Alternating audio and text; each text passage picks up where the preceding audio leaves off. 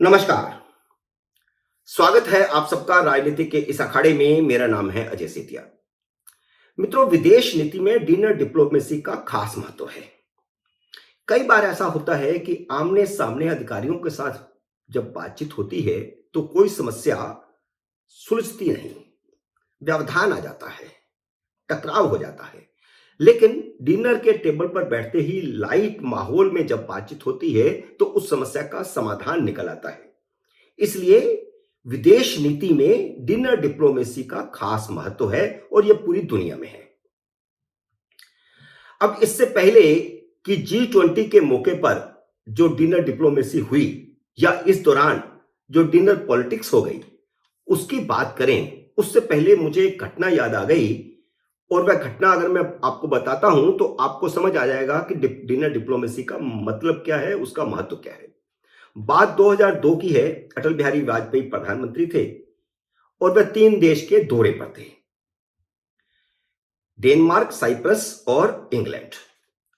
प्रधानमंत्री की press team में मैं भी था और डेनमार्क के प्रधानमंत्री और भारत के प्रधानमंत्री अटल बिहारी वाजपेयी की प्रेस कॉन्फ्रेंस हो रही थी।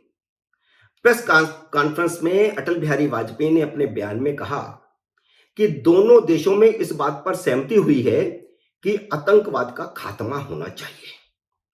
तो एक सहमति यह बनी कि डेनमार्क इस बात से सहमत है कि भारत जो कह रहा है कि दुनिया भर में आतंकवाद की समाप्ति होनी चाहिए और इसके लिए सभी देशों को प्रयास करने चाहिए। डेनमार्क की तरफ से कोई प्रतिक्रिया ऐसी नहीं थी कि इसका विरोध हो रहा हो ना। जो प्रधानमंत्री ने कहा तो स्वाभाविक है कि दोनों की पहले बातचीत हुई होगी, उसी के आधार पर भारत के प्रधानमंत्री का बयान था। लेकिन जब पत्रकारों के सवाल जवाब शुरू हुए तो डेनमार्क के प्रधानमंत्री ने पाकिस्तान के संबंध में पूछे गए सवाल का सकारात्मक उस ढंग से जवाब नहीं दिया जैसी अपेक्षा भारत करता था। अब स्वाभाविक है कि माहौल गर्म हो गया, क्योंकि भारत की मीडिया की टीम भी वहां मौजूद थी जो प्रधानमंत्री के साथ गई थी।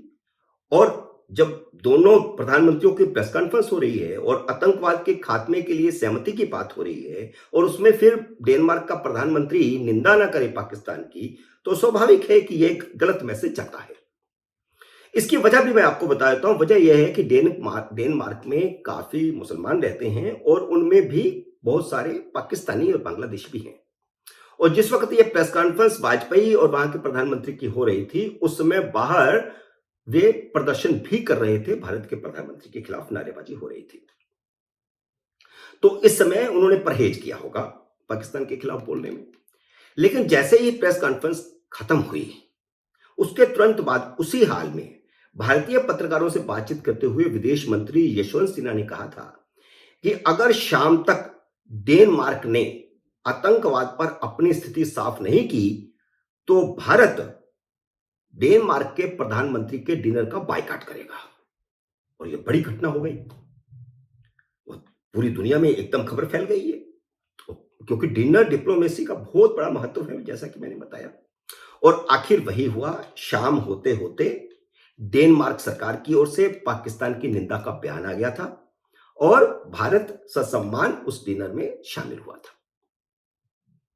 खैर, इसे कहते हैं डिनर डिप्लोमेसी। लेकिन प्रधानमंत्री नरेंद्र मोदी ने G20 के मौके पर डिनर डिप्लोमेसी को डिनर पॉलिटिक्स में बदलकर विपक्षी गठबंधन के चिथड़े उड़ा दिए।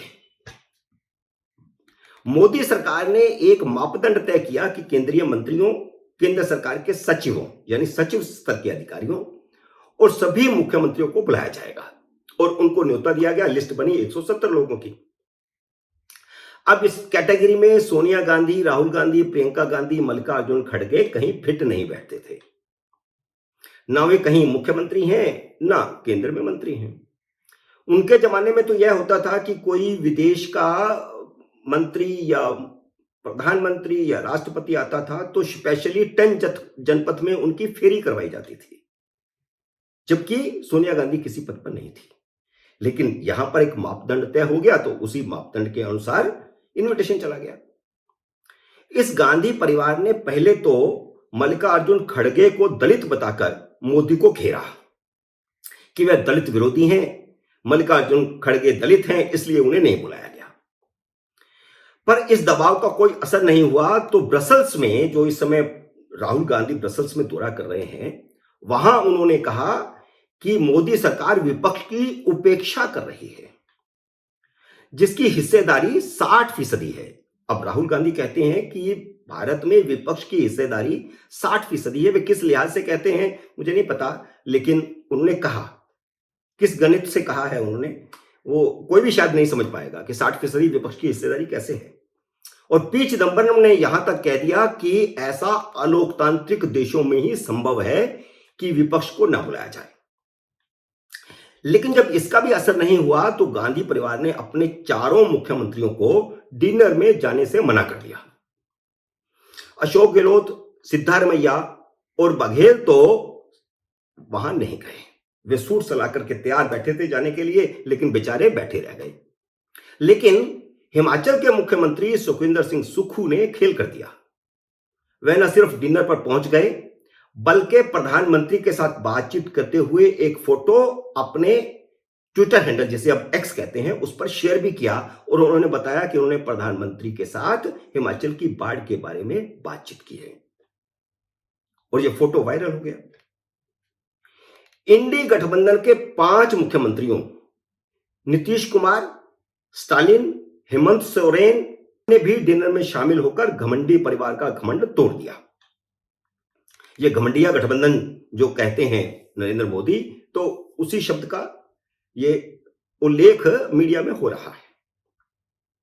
जो समझ रहा था, जो परिवार यह समझ रहा था कि इंडी गठबंधन उनकी जेब में है, तो इन 5 मुख्यमंत्रियों ने बता दिया कि ऐसे नहीं चलेगा, हमारी अपनी पार्टी है, हमारा अपना फैसला होगा।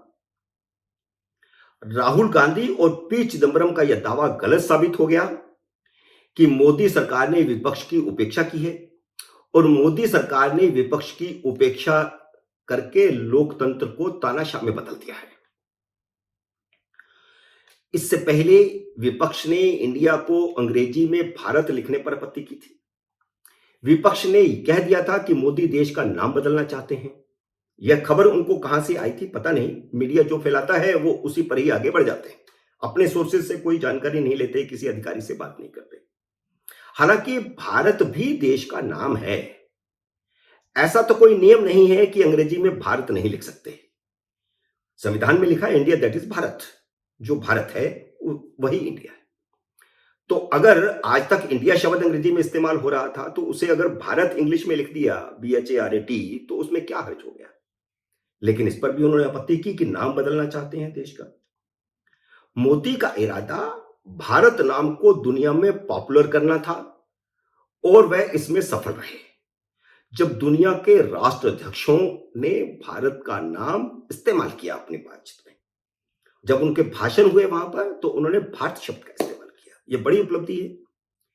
तो मित्रों, डिनर डिप्लोमेसी के साथ भारत में डिनर पॉलिटिक्स भी हो गई, और इस पॉलिटिक्स में बहुत बुरी तरह मात खाई है कांग्रेस के सबसे बड़े परिवार ने।